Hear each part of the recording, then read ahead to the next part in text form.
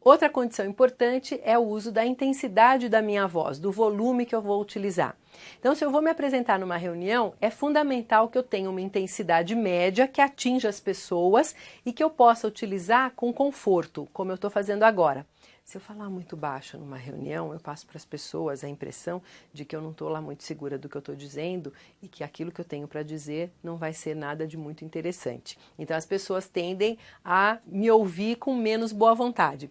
Por outro lado, se eu falar alto demais com você, eu vou passar a impressão que eu estou invadindo o seu espaço e a tendência é que você também me rejeite. Então a busca de equilíbrio nessa condição é fundamental. Um último aspecto é o aspecto da articulação. Articulação é a movimentação que nós fazemos na boca para a produção dos sons. O que é interessante? Que eu utilize um ajuste equilibrado de articulação preciso, onde os movimentos acontecem com a amplitude necessária e com a precisão desejada. Quando eu falo dessa maneira, eu demonstro para você que eu estou absolutamente segura do que eu estou dizendo. Muda completamente de figura se eu faço um ajuste de articulação, literalmente meia boca, onde eu quase não movimento. Quando eu falo dessa forma, eu passo para você a impressão que eu não estou lá muito certa do que eu estou dizendo.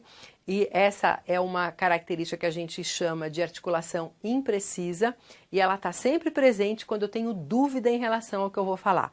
Se a professora pergunta para o Joãozinho na sala de aula quem descobriu o Brasil e o Joãozinho tem certeza da resposta, seguramente ele vai falar Pedro Álvares Cabral. Se o Joãozinho não tem certeza, ele vai dar um chute, seguramente ele vai falar Pedro Álvares Cabral, quase sem movimentar a boca e terminando de maneira ascendente, demonstrando a dúvida que ele tem naquele momento. É claro que na primeira situação, o Joãozinho vai passar muito mais firmeza para a professora e é isso que a gente deve buscar.